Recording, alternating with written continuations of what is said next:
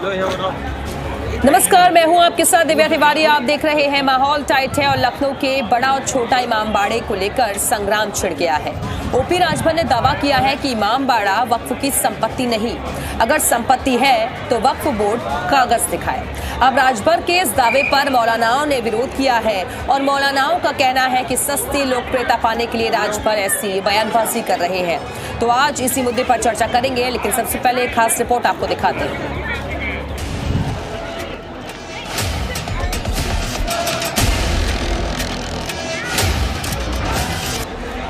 वक्फ संशोधन बिल पर जारी संग्राम के बीच यूपी सरकार के एक दावे से वक्फ बोर्ड की नींद उड़ गई है।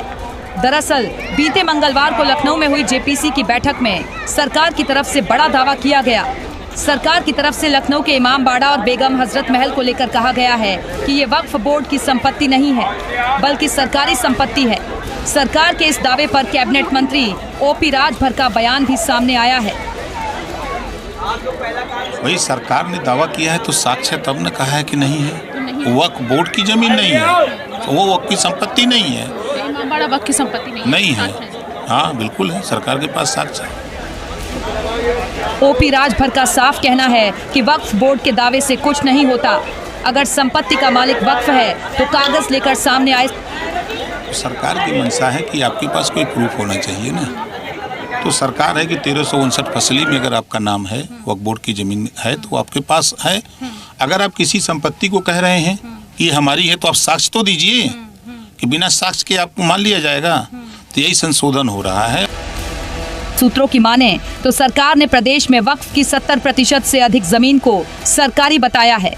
अब सरकार के इस दावे पर मुस्लिम धर्म गुरुओं ने मोर्चा खोल दिया है। की संपत्तियों को लेकर के उत्तर प्रदेश में जो मीटिंग हुई, उस पर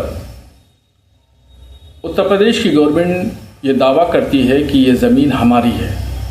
सबसे ज़्यादा यानी 70% जो ज़मीन है वो वक्फ बोर्ड की नहीं, बल्कि वो उत्तर प्रदेश गवर्नमेंट की है। ये दावा, इसमें कोई सच्चाई नहीं है। बहरहाल बड़ा इमामबाड़ा समेत कई मशहूर इमारतों की जमीन को सरकारी बताया गया है। ऐसे में सवाल है कि आखिर वक्फ की कितनी संपत्ति फर्जी है, और सवाल ये भी कि क्या इमामबाड़ा के नाम पर वक्फ बोर्ड कोई बड़ा फर्जीवाड़ा कर रहा है। ब्यूरो रिपोर्ट, जी मीडिया।